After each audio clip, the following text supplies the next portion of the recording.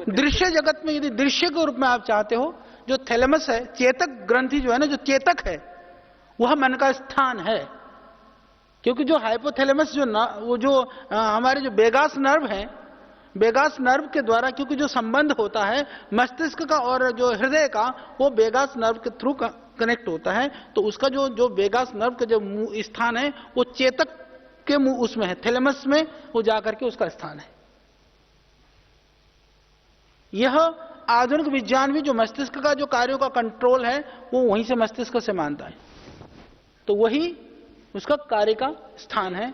ऊपर ही मान ले तो क्या दोष आएगा? या मस्तिष्क में मान ले तो क्या दोष आएगा? मस्तिष्क का मान ले तो मस्तिष्क से वो कार्य नहीं होता ना, संवेदनाओं को जो भावना, सारा कार्य जो यहां से होता है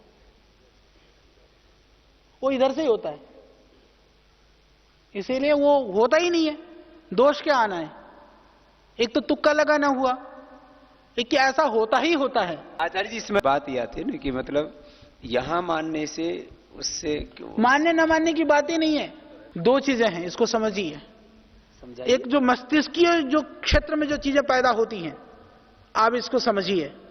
मस्तिष्क में क्या क्या पैदा होता है?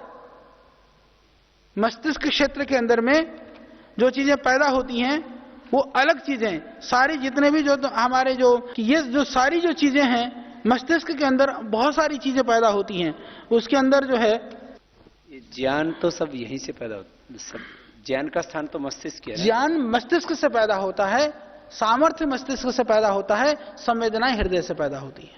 नहीं मतलब फिर ज्ञान और भावना अलग है। ज्ञान ही तो किसी भावनाओं को जन्म देता है, फिर उसको यहां माने कहीं से नहीं। ज्ञान भावनाओं को पैदा करने के लिए एक अवसर देता है। मिट्टी बीज को पैदा करने के लिए एक अवसर प्रदान करती है। मिट्टी, पानी, हवा, धूप। मिट्टी बीज पैदा नहीं करती है, वो अवसर एक वातावरण बनाती है। मस्तिष्क वातावरण बनाता है। मस्तिष्कीय सामर्थ्य के अनुसार जो हमारी जो क्षमता है, उस क्षमता का जो विकास है वो हृदय के माध्यम से होता है। सबका मन एक सा नहीं होता, सबकी सोच एक सी नहीं होती है, सबका ज्ञान एक जैसा नहीं होता। वो यहां बनती है, वो यहां नहीं बनती। देखो सबके ज्ञान में फर्क है, विचार में फर्क है। वो तो ज्ञान और जो विचार का जो वो फर्क है, वो फर्क यहाँ है। तो फिर उसी के अनुसार भावनाएं बन जाती। हाँ, जैसे मिट्टी होगी, जैसे धरती होगी, वैसे बीज भी पैदा होगा। हृदय को बदल देते हो, हृदय को बदल देने से जो संचालन करने वाला तंत्र तो नहीं बदल गया? फिर मन तो बदल गया? नहीं, मन बदलेगा ना। मूल स्थान, यदि घर बदलने से वो आदमी तो मन तो, क्योंकि उसका जो कार्य क्षेत्र नहीं, ये जो मन है कोई ऐसा द्रव्य थोड़ी है, कोई ऐसा दृश्य। देखो ये एक मन तो अभौतिक माना है ना, शास्त्रों में भी अभौतिक माना आचार्य जी। ऐसा है तो फिर वो जो रहता है वो मतलब क्या रहता है? आचार्य जी, इस प्रश्न का समाधान नहीं हुआ कि यदि मन का स्थान और कार्य मस्तिष्क में ही मान ले तो क्या दोष आएगा? मस्तिष्क में मान ले तो मन का कोई भी वहां पर कार्य तो दिखाई देता है, पर स्थान वाला, भावना वाला कोई भी इस तरह की स्थिति मस्तिष्क में किसी भी रूप में आप सिद्ध नहीं कर सकते हो। देखो आचार्य जी, पसीने आते हैं, मतलब घबराहट होती है तो पसीने यहां आते हैं, कोई यहां थोड़ी आते हैं। और जो है ये जो है आंखों में आंसू यहां आते हैं, कोई यहां आंसू थोड़ी टपकते हैं। ऐसा देखो, फिर जो है गुस्सा आता है तो ये हाथ यहां से होते हैं, कोई दिल थोड़ी बाहर निकलता है। और दिल फड़फड़ाएगा, पहले दिल फड़फड़ाएगा, दिल के अंदर घबराहट या कंपन होगी, दिल के अंदर संवेदना या भावना होगी, उसके बाद ही कुछ होगा, उससे पहले कभी कुछ नहीं होगा। जी हाँ जी भाई साहब, और पूछिए। आचार्य जी, एक बार थोड़ा सा सिद्ध करने का प्रयास करें, क्योंकि हमसे कोई पूछेगा तो हम भी। देखिए, उसका स्थान हृदय है, कार्य स्थान मस्तिष्क है, और जो है ना उसका जो कार्य प्रभाव जो है पूरे शरीर में पड़ता है। नहीं, उसमें हानि क्या होगी आचार्य? हानि क्या होगी? तो यहाँ तो ये तो वैसे ही मतलब उसका काम ही ऐसा नहीं है, नहीं, जब रहता ही नहीं हानि क्या होगी? बोले कोई झोपड़ी में रहता, हानि क्या होगी? महल में बैठा दो। अरे भाई, वो वहां रहता है, हमको ये जानना है कि कौन सी चीज कहां पर है। नहीं, देखो फिर मैं आपको समझाना चाहता हूं, ये एक यही प्रश्न है, इसको समझिए। भौतिकी जो तत्व है और जो अभौतिकी तत्व हैं, अब इसको समझिए। वैसे आप देखें कि जो है पदार्थ नहीं है, वो तत्व तो है, वो पदार्थ नहीं है। जो तत्व है उसको महसूस किया जा सकता है, परंतु पदार्थ को देखा भी जा सकता है। पदार्थों में तो गणना की है आचार्य। और दर्शन में पदार्थ का तात्पर्य वहां पर भौतिक का है, मतलब पंचभूतों से नहीं बना। वही तो मैं कह रहा हूं, जो पदार्थ को हम पंचभौतिक कह सकते हैं, और कुछ ऐसे तत्व हैं जो पंचभौतिक नहीं है, उनको पदार्थ के रूप में भी जाना जा सकता है, पर वो पदार्थ का मतलब वो अदृश्य पदार्थ है, अदृश्य तत्व। वो महसूस किया जा सकता है, वो कभी भी। मैं आपको उसको समझाता हूं। फिर मॉडर्न साइंस में भी बहुत सारे ऐसे तत्वों की गणना की गई है शरीर विज्ञान के अंदर जो अभौतिक है, यानी कि वो जो पदार्थ है अदृश्य है, उसको वो केमिकल के रूप में वो मानते हैं, कई जगह पर एनर्जी के रूप में मानते हैं, तो वो उस रूप में वो मानते हैं। और कई बार फिर वो बात करते करते एनर्जी की, मॉडर्न साइंस वो पदार्थ के अंदर ही विद्यमान ऊर्जा है ऐसा मानता है। उसमें और हमारे में फर्क क्या है? वो उस पदार्थ के अंदर ऊर्जा मानता है, हम मानते हैं कि जो ऊर्जा है वो पदार्थ के अंदर नहीं है, उस पदार्थ में और कहीं से आया है। इतना फर्क है। तो इसीलिए जो मन तत्व है वह मनस तत्व, वह भौतिक दृश्य तत्व नहीं है, अदृश्य पदार्थ है। वो एक शक्ति है, वह शक्ति हमारे शरीर में कार्य करता है। और इसमें मैं एक बात और बताना चाहता हूं, यह भी एक बहुत गंभीर बात है, इसको आप समझिए। मरने के बाद में हम कहते हैं ना कि आदमी, ये बहुत एक कई प्रश्नों का उत्तर मिलेगा इसमें, फिर प्रश्न करोगे तो मैं उत्तर दूंगा। नेत्रदान करता है, हृदय दान करता है, आज होल बॉडी ट्रांसप्लांट शुरू हो चुका है, आपको पता भी होगा। पूरे शरीर को ट्रांसप्लांट किया जा सकता है। तो आप कहेंगे कि मरे हुए आदमी को ट्रांसप्लांट कैसे करेंगे आप? मैं एक बात बताना चाहता हूं इस विषय में, ये बहुत गंभीर है, परंतु वो हमारे शास्त्रों के द्वारा बिल्कुल अनुकूल है ये चीजें। आत्मा निकलने के बाद में भी जो शरीर निर्माण करने वाले जो प्राण तत्व हैं वो तुरंत नहीं निकलते हैं। आंख को कितनी देर के बाद लगाया जा सकता है, कुछ निश्चित समय है। हार्ट को कितने समय के बाद लगाया जा सकता है, वो निश्चित समय है। या आप किडनी को कितने देर के बाद लगा सकते हैं, निश्चित समय है। उसके बाद में जो उसके अंदर जो प्राण तत्व है, क्योंकि प्राण तत्व क्या है, जो माइटोकॉन्ड्रिया है वो क्या है? माइटोकॉन्ड्रिया के लिए प्राण तत्व भी चाहिए, ऊर्जा का केंद्र, आहार भी चाहिए। जो हमारी जो सेल्स हैं उसके अंदर जो माइटोकॉन्ड्रिया जो है वो क्या है, उसके अंदर दोनों चीजें होती हैं। यानी उसी से हमारा शरीर चल रहा है, और शरीर के अंदर हम श्वास ले रहे हैं तो वो जीवित है। इसको समझो आप। यानी कि मेरी जो कोशिका है, मैं श्वास लेता हूं, मेरी कोशिका जीवित है, और मेरी कोशिका जीवित है इसीलिए मैं श्वास लेता हूं। यानी सारी कोशिका मर जाएं तो श्वास लेना तो अपने आप खत्म हो जाएगा। इसमें क्या है, एक तो यह स्थिति हो गई। फिर उसके बाद में मैंने श्वास लेना बंद कर दिया, कब? जब मेरी आत्मा निकल गई। परंतु मेरे शरीर के अंदर जितने भी अंग थे, वो सारे अंग वहां उस अंग के अंदर तब भी कुछ प्राण जो है वो काम कर रहे होते हैं। और उसके अंदर क्योंकि जो सेल्स के अंदर जो है वो पूरी तरह से सेल्स के अंदर वो डेड नहीं होते हैं। जो माइटोकॉन्ड्रिया के अंदर जितनी ऑक्सीजन है ना उसके अंदर, और जो एनर्जी है वो तो काम कर रहा होता है। वो हर सेल्स में, वो चाहे हार्ट में है, चाहे आंख में है, चाहे दिमाग में, कहीं पर भी है। तो उस अंग को जब तक उसके अंदर वो जो प्राणिक जो शक्ति है जब तक विद्यमान है, तब हम दूसरे के देह में रोपण कर सकते हैं। रोपण करने से वो उसके आत्मा के संयुक्त होने से जो श्वसन आदि की जो क्रियाएं, ऊर्जा की क्रियाएं वो कर रहा था ना, उसके साथ संयुक्त होने से वो फिर क्रियाशील हो जाता है। तो आत्मा के साथ सूक्ष्म शरीर जाता है तो प्राण नहीं जाते उसमें? प्राण देखिए बाद में जाके मिलते हैं उससे। मैं आपको बताता हूं, दो चीजें हैं। प्राण बहुत सारे तरह के हैं। 10 तरह के प्राणों को शास्त्रों में चर्चा की गई है। यदि उन 10 प्राणों में से हम देखें तो हो सकता है कि उसके अतिरिक्त भी कोई प्राण हो या उनमें से कोई प्राण रहता हो, पर यह सत्य है कि जो जीवन जिनसे निर्माण किया जा सकता है ऐसे प्राण तत्व उसके अंदर विद्यमान रहते हैं। इसीलिए ही कोई भी ट्रांसप्लांट सक्सेस होता है। यदि वो तत्व खत्म हो जाते होते तो पूरा मरे हुए में उंगली कट जाती है, बाद में जोड़ दिया जाता है। यदि उसके प्राण तत्व खत्म हो जाते तो जुड़ता कैसे वो?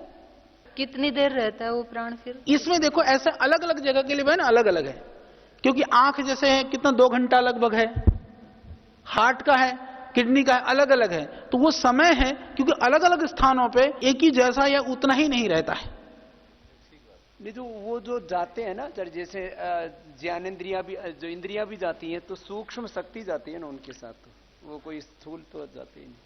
सूक्ष्म शक्ति वो आचार्य जी उस संघ को इतना वेग दे दिया था, वो वेग इतनी देर काम कर रहा है, ऐसा क्यों नहीं मान सकते हैं? हाँ, वेग वही है। वो क्या है, देखो मैं आपको बताता हूं कि जो मेरी जो हमारे शरीर के अंदर जो कोशिकाएं हैं, उन कोशिकाओं के अंदर भी श्वसन क्रिया होता है।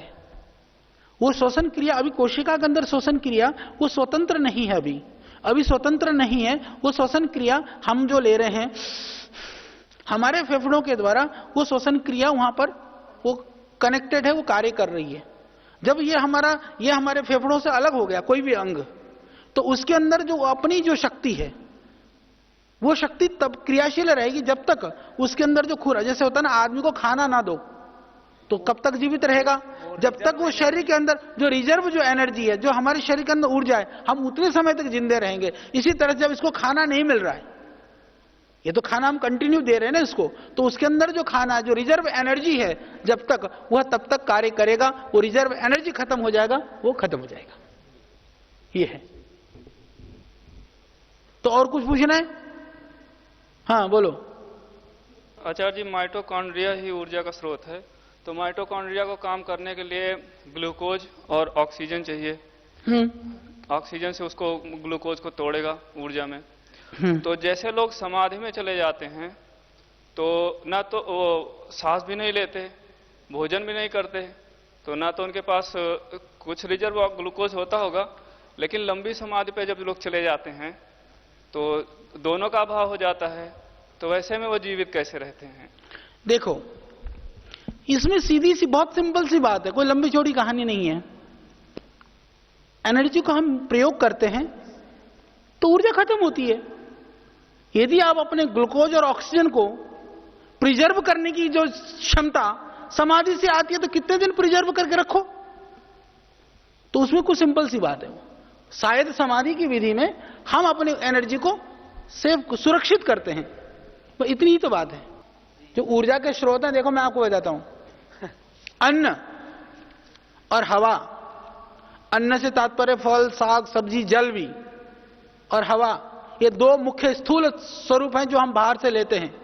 उसमें अन्न में भी एक तो स्थूल अन्न हो गया, फिर जल हो गया, फिर वायु हो गया। यानी वायु को सबसे ज्यादा महत्वपूर्ण माना गया, फिर जल को, फिर अन्न को, जो केवल श्वास लेते।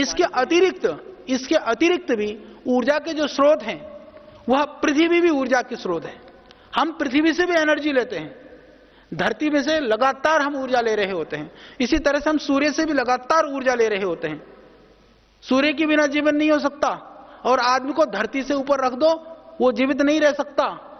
और इसके अतिरिक्त 2 और हैं, एक दृश्य जगत से, एक अदृश्य जगत से।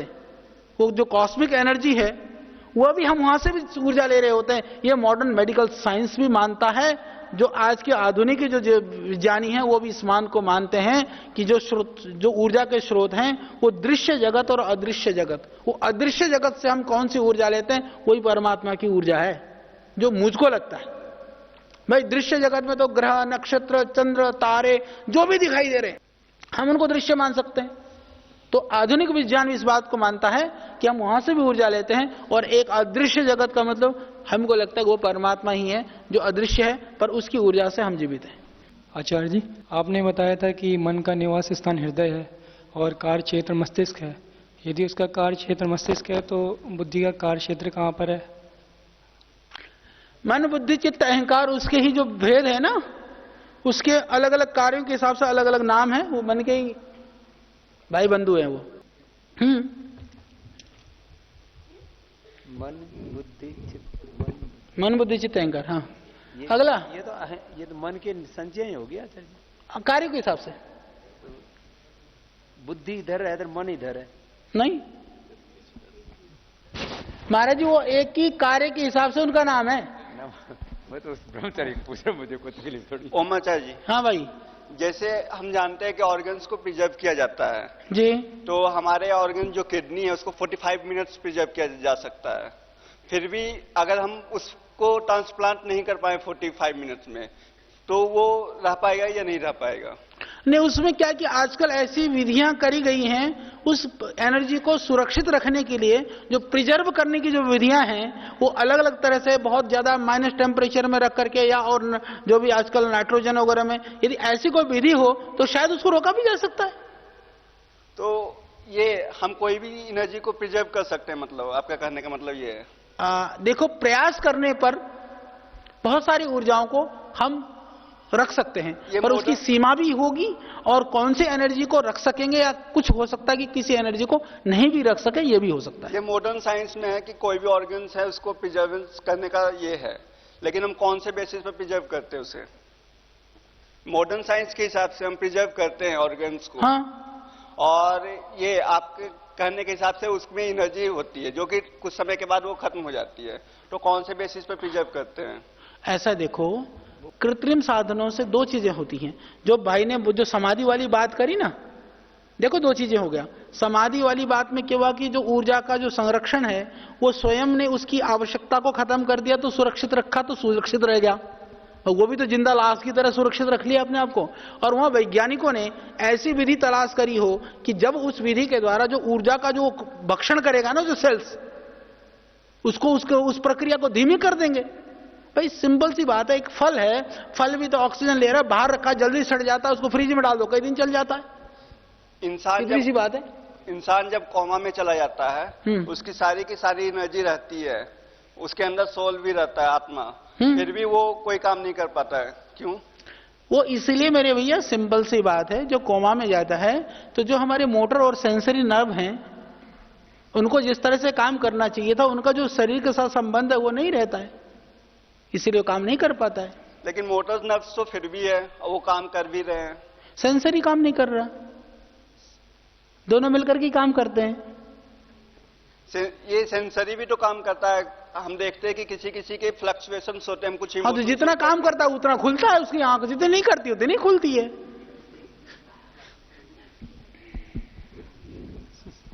ओम आचार्य जी। हाँ जी आचार्य जी, इसी से मिला जुला मेरा प्रश्न है। आपने जो बताया सूक्ष्म रूप में एनर्जी हमारी बॉडी में रहती है मरने के बाद भी, और समाधि में जो एनर्जी होती है वो सिमिलर होती है या वो दूसरी तरह की होती है? वहां पर ज्ञान से एनर्जी को कंट्रोल किया जा रहा है, यहां प्राकृतिक रूप से कंट्रोल है, भाई इतना ही फर्क है। आचार्य जी, मॉडर्न मेडिकल साइंस आज समाधि को नहीं मानती है, लेकिन इस चीज को मानती है कि हमारी बॉडी में वो कुछ प्राण रहते हैं जो ट्रांसप्लांट के लिए क्योंकि सेफ होते हैं। समाधि का उन्होंने उस स्वरूप को, उस चीज को देखा नहीं, इसलिए नहीं मानते हैं। पर यह सत्य है कि उसको इतना ही समझ लो ना, जब हम कृत्रिम रूप से किसी ऊर्जा का संरक्षण कर सकते हैं तो हम सहज रूप से भी प्रयास के द्वारा उस ऊर्जा के संरक्षण के एक अपने आप उस स्थिति में क्यों नहीं पहुंचा सकते? पहुंचा सकते हैं, पर वो कठिन है, बस इतनी ही बात है। तो क्लिनिकली इसे डेड बता दिया जाता है? क्लिनिकली डेड नहीं होगा, उसके अंदर जो है ना कुछ पार्ट डेड हो सकते हैं। जैसे क्लिनिकली नर्व्स खत्म हो जाएंगी, नाड़ियां, हृदय के धड़कन कम हो जाएगा, पर ब्रेन एकदम पूरा काम करना खत्म नहीं करेगा, कुछ न कुछ तो रहेगा। पर हाँ, एक स्वस्थ व्यक्ति के अंदर जो सिम्टम्स होते हैं नस नाड़ियों की, समाधि की स्थिति में वो स्थिति नहीं रहेगी। क्योंकि वो इसलिए नहीं रहेगी आंशिक तौर पर, क्योंकि वो अपनी ऊर्जा को, जो एक सहज जो प्राण की जो ऊर्जा है उसको वो क्या है कि वो कंट्रोल कर लेता है। तो जो सहज रूप से जो गतियां हैं वो सारी गति जो है केंद्रित और कंट्रोल हो जाती है। जी धन्यवाद। मेरा प्रश्न थोड़ा सा, उत्साह जो हमारे अंदर उत्पन्न होता है सेवा आदि कार्य करने से, और हम मोटे तौर पे देखें तो हम देखते हैं कि हम प्राण से ही अपनी ऊर्जा का स्रोत मानते हैं, और भोजन आदि से जो हमारे अंदर ऊर्जा उत्पन्न होती है वो ऊर्जा हम मानते हैं कि हमारे अंदर जो ऊर्जा उत्पन्न होती है। पर एक अलग से उत्साह होता है, कोई क्षणिक एकदम से उत्साह हमारे अंदर पैदा हो जाता है, कोई भी हम अच्छा कार्य करते हैं, वो उत्साह जी हमारा बुद्धि से तो हम निश्चय करते नहीं, वो उत्साह हमारे अंदर ऐसे एकदम से कहाँ से आता है वो चीज? ये विचारों से, संस्कारों से, वह भी हमारा जो आज यह शरीर है, हमारी जो प्रवृत्ति है, वो सब हमारे जो संस्कार हैं या हमारे अंदर जो है जो विचार हैं, उस विचारों से वो स्थिति बनती है। तो जो विचारों की स्थिति जैसे बनेगी उसी तरह से हमारी रुचि और प्रवृत्ति होनी शुरू होती है। और उसको दो तरह से, इसको फिर समझिए कि हम अपने विचारों से अपने सिस्टम को कंट्रोल कर सकते हैं, अपने सिस्टम को कंट्रोल करने से हमारे विचार ठीक हो सकते हैं। जो सिंपल सी चीज के लिए जितने भी, जैसे तुम्हारा उसको समझने के लिए एक बिल्कुल सिंपल सी बात है, कोई लंबी चौड़ी कहानी नहीं है, जो जितने भी जो मस्तिष्कीय तरंगे हैं ना, उन मस्तिष्कीय तरंगों के अंदर आप देखोगे कि व्यक्ति की जो अलग अलग स्थिति के हिसाब से जितना भी जो तुम्हारे अल्फा, बीटा, डेल्टा, थीटा, जितने भी गामा है, वो अलग अलग वेव्स बनेंगे। तो वेव्स चेंज हो जाएंगे तो तुम्हारा विचार चेंज हो जाएगा, विचार चेंज हो जाएगा तो वेव्स चेंज हो जाएंगे। तो इतरेतर आश्रित हैं। तो जैसे हमको अचानक कोई दुर्घटना हो गई तो मेरे मस्तिष्क की तरंगें बदल जाएंगी, या मैंने ध्यान लगा करके मैंने अपने मन को शांत किया तो मेरी तरंगें बदल जाएंगी। यानी कि हम बाह्य परिस्थितियों से विचलित होते हैं तो हम चीजों को बदल लेते हैं, बाह्य परिस्थितियों को अपने कंट्रोल में कर लेते हैं तो अपने मस्तिष्क की तरंगों को बदल लेते हैं। तो जो समाधि है, साधना है, ध्यान है, प्राणायाम है, योग है, क्रियाएं हैं, उसको बदलने के लिए आदमी वो पी लेगा, सुल्फा पी लेगा, वो वेव्स तब भी बदल जाती हैं। जो कोई किसी को भांग पिला दो, किसी को अफीम खिला दो, थोड़ी देर के लिए उत्साह से अतिरिक्त ऊर्जा आती है। वही तो मैं कर रहा हूं, मस्तिष्क के अंदर वो ऊर्जा अपना पैदा हो जाती है ना, फिर मस्तिष्क में नहीं, वो शरीर में जाती है। तो यही पैदा होगा तो शरीर में आएगा। गुरुजी जगह तो यही है, इधर से आता है वो। ठीक, वही पूछ समझ गए? ठीक है मेरे भैया। शक्ति तो यहाँ आता है आचार्य जी, यहाँ से तो खाली प्रेरणा मिलती है। दोनों का कारण है, यानी कि यहां से प्रेरणा भी मिले, यहां पहले हमारी उस नस नाड़ियों में इतनी ऊर्जा भी हो। ओ मतलब आत्मा जब मनुष्य के रूप में गर्भ धारण करता है तो किस अवस्था में करता है, उससे संबंधित कुछ बताया था। तो जैसे शुक्राणु व रज के मिश्रण से बिंब में पहुंचता है और बिंब के बाद वो ओवम में जाता है, उसके बाद भ्रूण की उत्पत्ति होती है। तो इसमें और फिर बताया कि 21 से 22 दिन के बाद वो अपना जैसे संवेदना है उसमें प्रवेश करता है। हाँ, ऐसा फिर बताया गया था कि आत्मा 21 दिन बाद उसमें प्रवेश करती है भ्रूण की छोटी सी इकाई के रूप में। तो बिना परमात्मा की व्यवस्था के वो भ्रूण कैसे वहां पे उत्पन्न उसमें प्रवेश करेगा ओम में, और यदि प्रवेश कर भी गया तो फिर व्यवस्था कर्माशय आदि की व्यवस्था कैसे मानेंगे? इसको मैं बता देता हूं, थोड़ा सा आप सुन लो, मैं बता देता हूं। प्रायः हमारी जो वैदिक या जो सनातन या हमारी जो परंपरागत मान्यताएं हैं, उन मान्यताओं में हम ऐसा मानते हैं कि शुक्राणु के अंदर वो आत्मा पहले से मौजूद है। क्वालिटी तो दोनों में है ना। रज के अंदर में माइक्रोस्कोप में देखेंगे वहां कोई हलचल नहीं मिलता, वो कुछ नहीं है वहां पर, वो शुक्राणु में ही है। वो प्राण तो सर्वत्र है, जगत में भी है, देह में भी है, तत्वों में भी है, पिंड में भी है, ब्रह्मांड में भी है। ठीक है, अब आप आइए शुक्राणु पर। शुक्राणु के अंदर सामान्यतः यह माना जाता है कि वह उसके अंदर आत्म तत्व होता है। इसको मेरे को समझने के लिए बहुत सारा हमको कार्य करना पड़ा। मैं इतना ही बता देना चाहता हूं, इसको आप समझिए। साल तक भी जीवित रह सकता है सर जी, प्रिजर्व करके शुक्राणु। हाँ, तो रह सकता है। तो आत्मा को कैद करके रख सकते हो आप? नहीं रख सकते, इसलिए आत्मा नहीं है। खत्म, उत्तर मिल गया। बहुत सारे प्रमाण लेके बैठा था, ये तो एक में ही हो गया था। यदि 21वें दिन भी हमने आत्मा का आधान माना, आत्मा प्रवेश हो गया, भ्रूण का निर्माण होना प्रारंभ हो गया, उसके बाद 4 से 5 महीने बाद भ्रूण की स्थिति का हट जाना, इसमें यदि कर्माशय परमात्मा उसका प्रारब्ध के अनुसार कर्माशय शुरू होता है, उसके पुराने कर्म के अनुसार उसको हटाना स्थिति मानेंगे या फिर प्राकृतिक रूप से उसका हटना मानेंगे? गर्भ में मर जाना? हाँ। देखो, इसमें दो चीजें हैं, इसको आप समझिए। सबसे पहले तो कि आत्मा का प्रवेश, ये मैं बहुत बड़ी बात बता रहा हूं, इसको बड़ा वो करना गुरुदेव, ये बड़ी बात है। 21 दिन के अंदर जो डिप्लॉयड सेल जो निर्माण होने के बाद में जो कलल बनता है ना, जो जैगोट तैयार होता है, 21 दिन के अंदर में उसमें वो इच्छा, प्रयत्न, सुख, दुख जो आत्मा के लक्षण है शरीर के साथ संयुक्त होने पर वो लक्षण प्रारंभ होते हैं। उससे पहले वो कोई लक्षण उसके अंदर नहीं होता है, इसलिए उससे पहले आत्मा वाली कोई स्थिति नहीं होती है। शुक्राणु के अंदर भी कोई सुख दुख इच्छा प्रयत्न नहीं होता। यदि उसको मानो कि आत्मा तो एक तरह से वो जीवन होना चाहिए ना पूरी तरह से, तो वो चीज नहीं होती। हाँ, प्रयत्न प्राण शक्ति से, गति हो, सिर्फ प्राण की गति हो। में नहीं होती, राइट डायरेक्शन में गति क्यों होती? हाँ, वो ओम की तरफ ही क्यों जाती? नहीं, वो जिधर उसको मार्ग मिलता है उधर। तो ठीक है जी, अब उसके आगे आ जाओ।